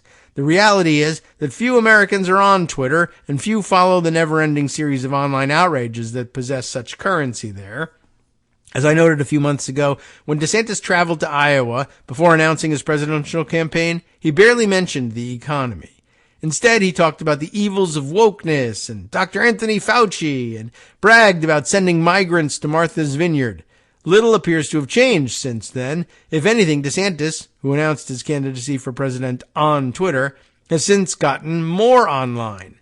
The irony of the situation is that DeSantis, unlike most Republican candidates seeking the presidency, had a solid political foundation on which to run. He's the two-term governor of the country's third largest state, and he won re-election last fall by double digits in a place that used to be a swing state. He could have run as an outsider with a host of policy accomplishments and a record of winning over Republicans, independents, and even some Democrats at the ballot box, in contrast to Trump.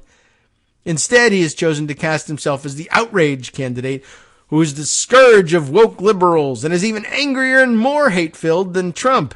Not only has this gained him no traction in the Republican primary, but even if he bests this former president, it's hard to see how it helps win over a single non-Republican voter. There is a larger lesson here for Republicans. Weighing in, I guess, on every online outrage and focusing one's appeals to the party's Meshuggah base is not a winning strategy. No one will out-Meshuggah Trump. The true alternative to Trump would be a right-winger focused on steadiness, competence, and electability. And that's an interesting point, because I remember that was supposed to be his lane. DeSantis' lane was a smarter Trump, a Trump that actually knew how to, do things in government, because he'd been governor at that point for just one term, but then it was going to be, now it's 2 terms. And instead, he's decided to turn away from that and to go crazier than Trump and less connected to reality and more tuned into QAnon weirdos than Trump. And it seems like a bad trade. The true alternative to Trump would be a right-winger focused on steadiness, competence, and electability. That was supposed to be the goal, I thought. I'm not saying that such a candidate would win the 2024 GOP nod, but at the very least it would make for an interesting and useful political contrast. All DeSantis has done is turn himself into a clown to win over the votes of the worst members of the Republican Party. Putting aside the Republican nomination fight, the GOP, as a party, is putting itself in an enormous hole with this political strategy. DeSantis might be the most online presidential candidate, but there are plenty of Republican members of Congress who are treading the same path. The anti-trans video that DeSantis' team pushed out is so angry and hate-filled that it would likely cost him the support of non-online Republicans and repulse Democrats and many independents. That strategy might work for red state Republicans, but it's a loser when you run for president, I hope. Moreover, it plays directly into the hands of Democratic accusations that Republicans are held captive by an extremist and malevolent political fringe. If Republicans want to win national elections again and compete effectively in blue and purple states, they should start with one simple decision: get the hell offline. So I think that's a pretty good view of what's going on. Greg has just sent me a couple of notes here. Okay. Does Threads work on the desktop? Web app explained. He sends from Dextero.com, and the answer is no, it does not. So that solves that question if you were waiting for the answer to that one. Thank you for checking in, Greg. Yeah, so I've got another article that is in a similar vein. Of course, I won't be able to bring it to you before the break because the break is upon us. But the whole thing might be summed up best by the headline, which, good job, headline writers. You can't be more conservative than Trump when he defines conservatism. That's the headline on Philip Bump's piece from yesterday, July 5th. Florida Governor Ron DeSantis is running as the other Trump, not the anti-Trump. That's a pretty good point, and speaks of the phenomenon in which Trump has actually kind of captured, not just captured control of the party, but captured the party in its entirety. And he can, in Gimmitarian fashion, simply define and redefine what it means to be conservative. So how do you out-conservative somebody who can simply define anything to his right as something other than conservative? That I'm not sure. Is it what he's actually actively doing? That I'm also not sure. I very rarely want to credit Trump with, having and executing and understanding a real strategy of any kind. But it does pose an interesting question about what the hell DeSantis is really doing here. Hi, everybody. It's me, David. Let's change things up from the old fundraising pitch for just a minute and talk instead about how you can be a part of our show. If you've got a smartphone or any other electronic recording device, why not sit down and record a segment for us? Read us an important article and give us your take. Or read one of your own original essays, or even just give us your commentary on something you'd like to share that's important to you. Then send the file to me at kagrox@gmail.com, and I'll try and work it into the show.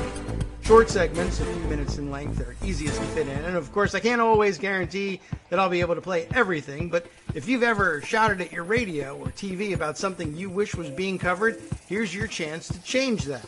Make the show your own. Send your submissions to me at kagrox@gmail.com.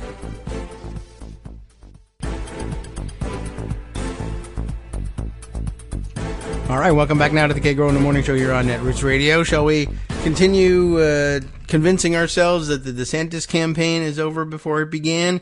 Why not? I mean, it may turn out to be wrong in the end, but we can enjoy it now for the time being. I even have more than I even thought. Okay, so Philip Bump has written his piece yesterday. You can't be more conservative than Trump when he defines conservatism. Let's let him express his thoughts rather than me trying to summarize them for him. Over the 4th of July holiday, Representative Greg, Steube, S-T-E-U-B-E, a Republican of Florida, gave an interview to a right-wing podcaster. Given, and this is a great example also of just where these people live, what do the extremely online Republicans, how out of touch with reality are they? This is a pretty good example. So this Greg Steube is one of them. Given that, this is a given here, that, quote, the Biden crime syndicate, unquote, had worked with, quote, a lot of countries that don't like America, unquote. The host of this program posited, it, quote, seems as though they were like strip mining this nation and selling us off for parts to some of our biggest enemies, unquote. This is the host, and who finally concludes and poses a question to Steube here. Do you think, he continued, that this rises to the level of treason?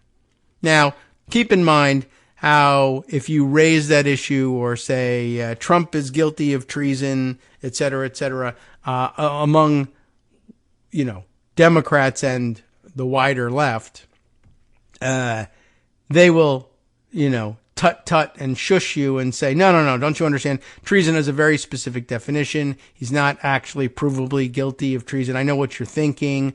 I know what you mean, but no, it's important that be narrowly defined and stay that way. And there's no such compunction on the part of Republicans whatsoever. So be a Tony Evers here, maybe. Just go out on a limb and say, yeah, Democrats don't do this until they do this, and then see what the reaction of Republicans is. It might be a bad idea in the long term, but let's find out. You have to find out somehow. You can't just sit around supposing it's a bad idea. All right, try some bad ideas to figure this out. All right, well, so this is the question to him. Do you think this rises to the level of treason? And of course, responsible elected official Republican member of Congress says, quote, I 100% believe it rises to the level of treason, Stubbe replied. And I hope that if a Republican, God willing, wins the presidency in 2024 after he is out, whether it is through impeachment or getting beat at the ballot box in 2024, that they'll move forward with charges like that. And having control of the DOJ and the FBI from the presidential side, which you're not supposed to have, a new administration, a Republican administration, is going to get rid of all these jokers and put people in there who care about our country. I mean, it's just blather, but it is worrisome blather. I mean, again, just like murdery Trader Green wearing a member's pin and going to the floor and saying, I believe, because QAnon tells me to believe, that all Democrats are pedophiles. Like, if you were to really believe that, and you're armed, and you want to go about armed, and you've removed all of the metal detectors from the House floor, how do we know that one day she won't just say, if I'm just going to be a responsible human being, how do I let all these pedophile, child kidnapping, groomer vampires walk around without using my Second Amendment right to kill them all right here on the House floor? And you just have to wonder, what day is it that she wakes up and snaps and thinks like that and does it? And we all have to sit around and wait for that to happen, apparently, because, our freedoms, they hate us for those freedoms. And similarly, how do you walk around saying, I 100% believe that the current president of the United States is guilty of treason? And everybody knows that the penalty for treason is death. And so, what does it mean when there are elected members of Congress who believe that the president of the United States should absolutely 100%, legally speaking, be condemned to death? And how do you deal with that? Is it a punishment they're willing to mete out? We don't know. Is it just that it's a punishment that it would not be meted out against anybody who effected it on their behalf? If they asked whether anyone would rid them of this meddlesome priest, and then someone did, would there be a basis for punishment? After all, they 100% believed that the president was guilty of treason. This poses a problem. Anyway, back to Philip Bump. Never mind the dearth of evidence that President Biden was involved in business deals that members of his family made, or that treason is a very specific offense, see how it goes, that wouldn't apply here even if Biden had been implicated. What's noteworthy instead is that this is the conversation that's driving much of the fringe right. What's actually interesting and noteworthy is that it's driving the conversation of the entire right, in fact. But anyway, what's driving it? How endlessly corrupt Joe Biden is. But particularly in the context of the investigations into former President Donald Trump that spurred Stubbe's attack on the FBI and the Justice Department. In other words, this is the snake that eats itself. The real corruption is looking into Trump's corruption, you see. It remains Donald Trump's world, and that, more than anything else, is why Florida Governor Ron DeSantis, remember him? We were here to discuss him, isn't gaining traction in the 2024 primary race. In the month plus since he's announced his presidential bid, DeSantis appears to be deploying the strategy outlined by Jeff Rowe, who leads a political action committee supporting the governor's bid. Over the past 3 years, others say he's appears to be deploying the strategy outlined by his wife, but here's a mention of someone new, Jeff Rowe. Over the past 3 years, DeSantis has escalated his embrace of what are generally termed culture war issues, attacking the left in broad strokes and signing legislation into law that is aimed at neutralizing efforts to recognize diversity. This matches Rowe's advice. There's space to Trump's right where DeSantis can improve his standing. But is there? Fox News has polled on the primary field for each of the past 5 months. Over that period, the former president's lead over DeSantis has widened from 15 to 34 points. Among those who identify themselves as very conservative, it has grown slightly from 27 to 32 points. though the margins of error within that group, indicated with the shading in the charts that he provides, are much larger. And, all right, and here are the charts, and it's not worth spending time describing them. You should take a look for yourself. But he tells you what he thinks they mean. These polls do show a big jump among the very conservative for DeSantis between May and June. But again, the margin of error may be doing some of the work. Regardless, his position with that group is about where it was in February, with Trump beating him by a 2-1 margin. DeSantis argues that people aren't yet paying much attention to the primary, which is fair, but presidential campaign launches, like DeSantis's in late May, are points at which the direction of the race can shift. Trump announced in June 2015, in his first race, and by mid-July had risen to the lead in the field. At no point in that campaign did Trump ever lead by as much as he does in the current polling average compiled by 538. What's particularly interesting about that average, though, is that it reveals the other challenge DeSantis faces. His early institutional support derived from his position as the only Trump challenger to fare reasonably well in the polls. Perhaps, then, this was the long-theorized candidate who could consolidate the anti-Trump vote.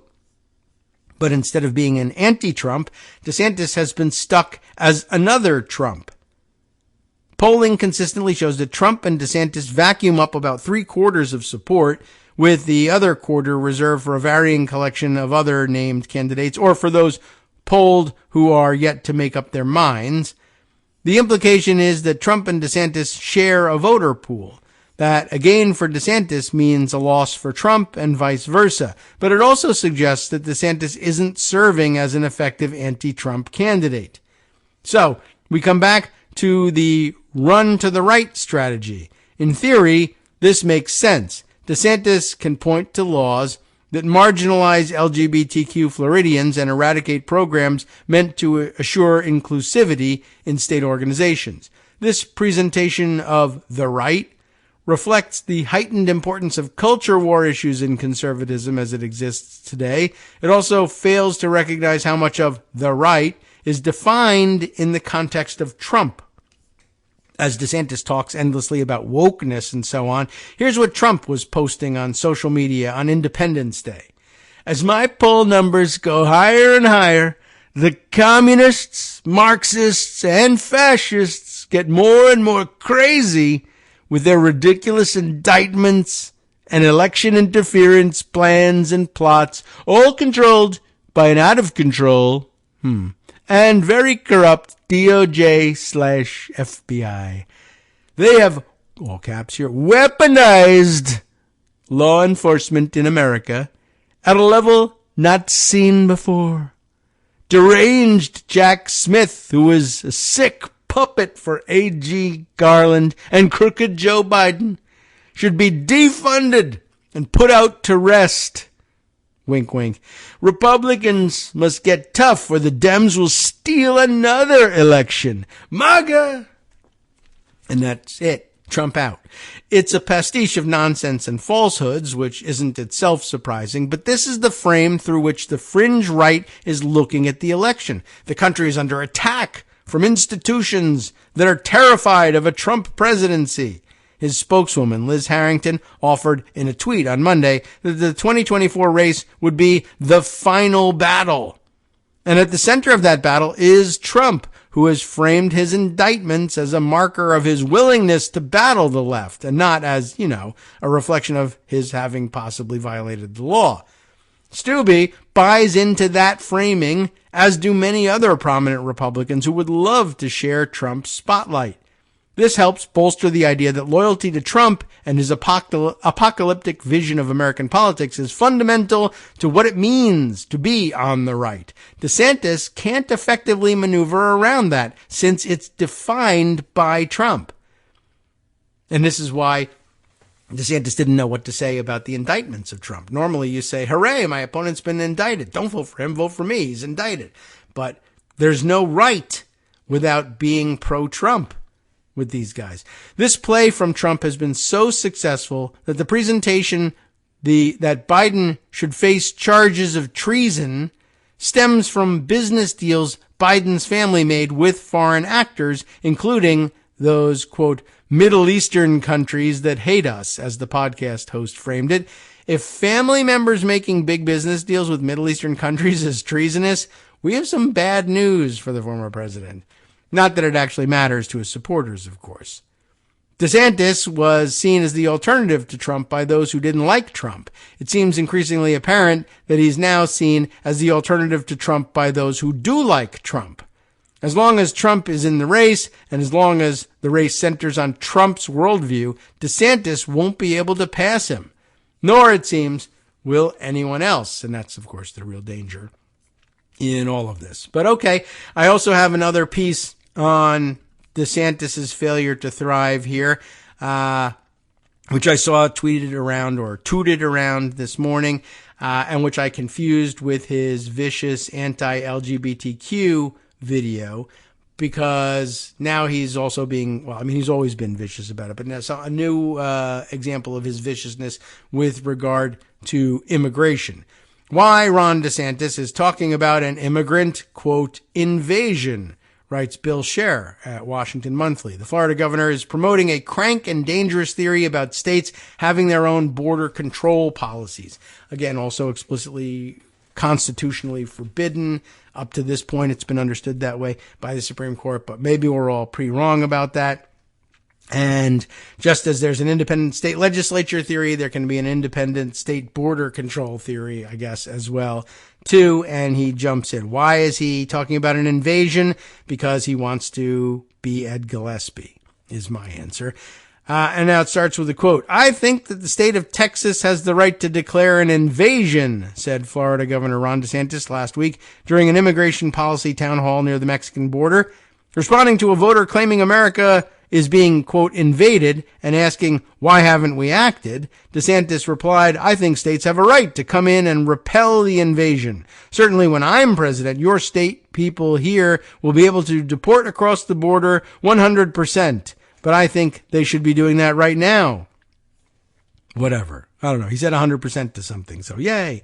DeSantis was not using incendiary language just to be edgy. He was embracing a ridiculous yet dangerous constitutional theory. Where have you heard that before? Long touted in nativist circles, bestowing military power on state governments so they could enforce their own border policies in defiance of the federal government. And at the same time, DeSantis was throwing shade at Texas Governor Greg Abbott for not aggressively asserting that power, which means that he'll start doing it.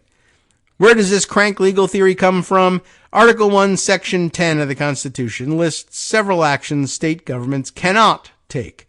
The third clause reads, no state shall, without the consent of Congress, lay any duty of tonnage, keep troops, or ships of war in time of peace, enter into any agreement or compact with another state or with a foreign power, or engage in war unless actually invaded or in such imminent danger as will not admit of delay. In other words, states can't wage wars or impose tariffs.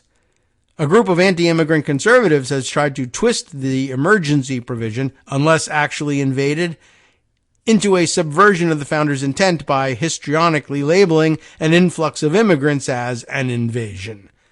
Such creative linguistics should offend strict constructionist conservatives who swear fealty to originalism and textualism. But it doesn't. Migrants who cross the border to find work are not conquering armies. But there is also a long history of bigoted forces asserting states' rights to violate individual rights and undermine federal power, and give them the right to sex traffic in concubines, underage concubines at that. Back in 2010, Republican-controlled Arizona passed a law giving police wide-ranging authority to accost and arrest undocumented immigrants. The Justice Department under Barack Obama's administration challenged the statute as an unconstitutional encroachment on the federal government's authority to implement immigration policies. The case went to the Supreme Court.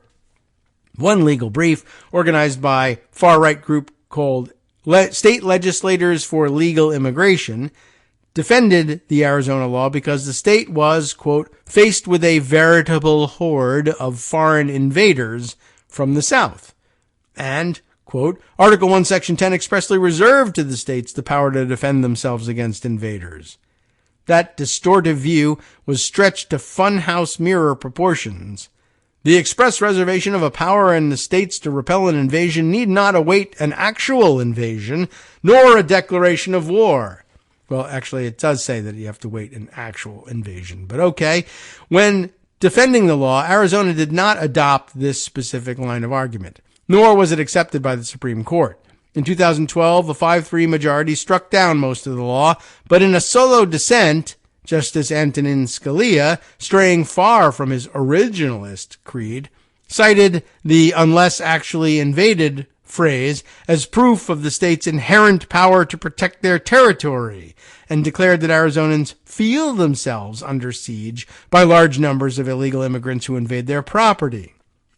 The court's decision did not stop conservatives from urging Republican-run border states to act independently. In 2014, Texas Governor Rick Perry sent 1,000 National Guard members to the border. The troops lacked the power to arrest undocumented migrants and often had nothing to do. Yet Perry was cheered on by Ken Cuccinelli, who had been a member of the state legislators for legal immigration, that group that filed the brief, and had just finished his term as Virginia Attorney General. Later, he became Donald Trump's Director of U.S. Citizenship and Immigration Services. Cuccinelli defended Perry's move based on the invasion clause. Article 1, Section 10, Clause 3 says states can't enter into treaties or wage war except when actually invaded. Obviously, we all know what Governor Perry's been doing lately, Cuccinelli said. Understand that he has absolute constitutional authority, and the federal government cannot stop him. They cannot stop him. But Perry didn't test the bounds of his constitutional authority by instructing guardsmen to deport the undocumented. Conservative interest in the invasion clause fell off during the Trump administration, somehow, mysteriously, then revived after Joe Biden's inauguration. For example, in June 2021, the U.S. House considered a resolution that, quote, recognizes and affirms the sovereign and unilateral authority explicitly reserved to the states, respectively, under Article 1, Section 10 of the United States Constitution to defend themselves against the invasion by cartels. Cartels. A few months later, Cuccinelli, from his perch at the Center for Renewing America, a think tank created by former Trump administration officials, issued a policy paper detailing the case for invoking the invasion clause. Arizona's Republican gubernatorial nominee in 2022, Kari Lake, declared, "We're going to be invoking our inherent powers under Article 1, Section 10 of the U.S. Constitution to defend ourselves from the invasion." She lost, giving Arizona Democrats control of the governor's office for the first time in 14 years. But Abbott won his third term as governor of Texas. During the campaign in July of 2022, he appeared to fulfill the fevered dreams of a rabid nativist crowd, by rabid nativists, by issuing the executive order that charged Biden with failing to protect states, quote, against invasion, which, quote, forced the state of Texas to enter into agreements as described in Article 1, Section 10 of the U.S. Constitution. He then ordered the Texas National Guard and Texas Department of Safety, quote, to respond to this illegal immigration by apprehending immigrants who cross the border between ports of entry or commit other violations of federal law, and to return those illegal immigrants to the border at a port of entry. Abbott didn't heavily emphasize talk of, quote, invasion on the campaign trail, perhaps because of political sensitivities. 3 years prior, a white supremacist from Allen, Texas, posted a manifesto warning of a, quote, Hispanic invasion and drove to an El Paso Walmart and killed 23 people, most of whom were Latino. Because he thought the Constitution gave him the power to do that. And if the state wouldn't do it, I'll do it for them. And maybe that's okay, because just like there's an independent state legislature theory, what about an independent good guy with a gun theory? Why don't we just have one of those as well? I mean, why bother waiting for people to discover things, arcane inclusions in the Constitution and misinterpret them, when you can just make up facts, as they did with the various other Supreme Court cases? I mean, don't be surprised if they come back in October ready to take up a case about the scourge of litter boxes in elementary schools for kids who identify as animals. And that's not real either, but hey, why not have a case about it? I'm surprised DeSantis hasn't done anything more about that. But anyway, soon after Abbott won re-election in November, he wrote formal letters to Texas officials detailing his border policies, emphasizing that he, quote, invoked the invasion clauses. He also posted a similar message on Twitter. Abbott's tweet briefly enthralled right-wing hardliners, but disappointment quickly set in. The Texas Tribune explained, many conservatives seemed to think that Abbott was introducing dramatic new measures, but it soon became clear that wasn't entirely true. Abbott's tweet was highlighting measures taken over more than a year. His mention of invoking an invasion was a reference to a line in a July executive order in which Abbott directed state officials to bus migrants they had detained back to ports of entry along the border, but not to the other side. So, still coming right up to the line of trying this and then not doing it. In fact, after Abbott's July 2022 executive order, Cuccinelli and another former Trump official at the Center for Renewing America deemed it insufficient because the governor does not appear to formally declare an invasion nor direct Texas law enforcement to remove illegals across the border directly to Mexico. Why wouldn't Abbott go as far as the right would like? Last year, he said he didn't want to, quote, expose law enforcement in the state of Texas to being prosecuted. Well, I guess not. Frustration with Abbott has been percolating along the fringes ever since. The lead organizer of an April rally at the Texas state capitol told the Washington Examiner his objective was to pressure Abbott to declare an invasion formally. Featured rally speaker and celebrity activist Ted Nugent, take your advice from him, keep going, vented, it dazzles most Texans that Governor Abbott has not secured the Texas border. Dazzles? I don't think that means what you think it means. Baffles. But anyway, he has expressed a willingness to engage on this issue, but there hasn't been enough concrete action taken to actually solve the glaring crisis. What a wordsmith. Cuccinelli recently appeared on Fox News and lit into Abbott. He's saying things like, we're repelling people at the border. Look, that is BS, Greg, and I served as attorneys. Oh, that is BS. Greg and I served as attorneys general together. He was an aggressive attorney general, and he is laying back with the authority to stop this. Sending soldiers to the border to watch people cross is a photo op. It's not repelling the invasion. It so happens that Cuccinelli founded the Never Back Down super PAC supporting Ron DeSantis for president. Not only is DeSantis dancing to Cuccinelli's tune when he supports the anti-immigrant, anti-originalist interpretation of Article 1, Section 10, but also when he throws shade at Abbott. But also, by the way, he's supporting DeSantis, as a former Trump administration official. That's interesting. Last year, ostensibly jockeying for the position in the 2024 presidential contest, DeSantis and Abbott appeared to be competing for the prize of governor who hates immigrants the most. Abbott spent months dumping thousands of migrants on the doorsteps of Democrat-run cities, you could say Democratic, Bill, without warning, but DeSantis won far more media attention by sending an emissary to Texas without Abbott's knowledge and duping a few dozen asylum seekers into boarding a plane to Martha's Vineyard. In 2021, DeSantis sent Florida law enforcement officials to the Texas and Arizona borders at the request of Abbott and then Governor of Arizona, Doug Ducey. But in June 2022, DeSantis chided Abbott, albeit not by name, for how the resources were being used. We sent people last summer, but you know, what would happen is they would let migrants come across and then you give them to the feds and the feds just release them. Texas should just send them back across the border or not let them come across the border to begin with. He's talking about shooting people at the border, and you should realize that. Abbott appears to have passed on running for president. Nevertheless, as last week's comments showed, DeSantis is still tweaking Abbott for not declaring an invasion and asserting the power to deport. Presumably, this is part of the DeSantis strategy to out-crazy Trump by appealing to every right-wing fringe constituency possible. And by the way, given the number of weirdo crank theories that are being invented for these purposes, I don't see why DeSantis is waiting for Abbott to declare an invasion, even just as an invasion of Texas. If the Florida governor with his piercing vision can see clearly that Texas is being invaded, why does he let something like not being the governor of Texas stop him from declaring this invasion? I don't know. Put it to him. Ask him. but then he'll do it. While Republicans turn on each other, the Biden administration is quietly restoring order to the border, by the way. The New York Times reported that on July 2nd, that since May 12th, the average number of daily illegal crossings has been around 3,360, according to the Department of Homeland Security data. In March 2022, that average was about 7,100. Assuming the average held for the entire month of June, that month's number of illegal crossings would be about 100,000, the lowest number of the Biden presidency, and only a few thousand higher than recorded in the final months of the Trump presidency. Biden has done this while expanding legal pathways to entry and improving the process for requesting asylum.